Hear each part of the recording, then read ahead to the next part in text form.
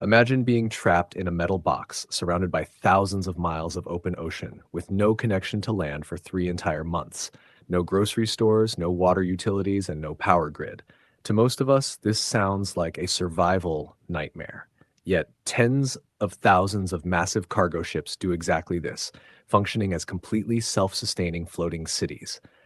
The largest container ships carry enough cargo to fill a 44-mile-long train, yet operate with a crew of fewer than 25 people. Many assume ships frequently stop at tiny islands to restock, but in reality, modern commercial ships almost never stop between departure and arrival ports. To stay at sea for months, ships require massive energy. They burn heavy fuel oil, which is as thick as peanut butter and must be heated just to pump through the pipes. A single vessel can hold 5 million gallons. To stretch this supply, crews use slow steaming, dropping speed by just a few knots to cut fuel consumption by 50%. Even with this efficiency, a large ship burns 200 tons of fuel every single day. The mightiest machines on Earth. The heart of the ship is an engine as tall as a four-story building, weighing over 2,000 tons. Unlike high RPM car engines, these giant marine diesel engines run at just 80 to 100 RPM. That slow, powerful rotation allows them to convert nearly 50% of the fuel's energy into motion, making them the most efficient engines on Earth. Their cylinders are so enormous that engineers can actually stand inside them during routine maintenance. Creating life from salt water. Instead of carrying months' worth of drinking water, ships produce fresh water from the sea. They use evaporators that boil seawater using waste heat from the engine, along with reverse osmosis systems that push seawater through high-pressure filters. Together, these systems can generate up to 10,000 gallons of fresh water every day.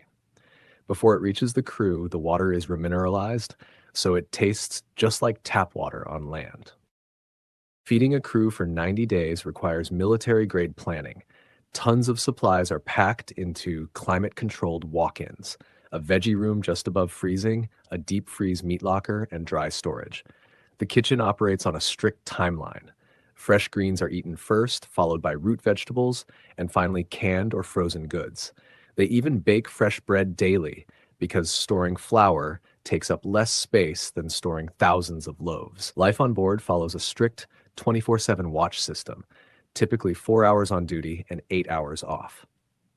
To combat cabin fever, modern ships offer private cabins, gyms, recreation areas, and satellite internet to stay in touch with family. Weekly barbecue nights on deck help keep morale high.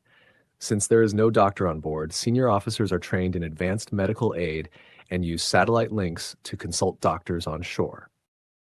Ships use integrated bridge systems, tracking positions to the centimeter via GPS and replacing paper maps with digital charts. Marine radar and the Automatic Identification System, AIS, broadcast the vessel's position to nearby ships to help avoid collisions. Satellites provide constant weather updates, though officers must still legally know how to navigate using a traditional sextant and the stars as a backup. Safety systems. Prepared for the worst weeks away from rescue, the crew must act as their own fire department. Ships use redundant generators for instant backup power, and the hull is divided into fireproof zones equipped with CO2 smothering systems. In a total emergency, enclosed fireproof freefall lifeboats launch directly from the stern. Weekly mandatory safety drills turn emergency procedures into pure muscle memory. Ships survive at sea for months through engineering, not luck.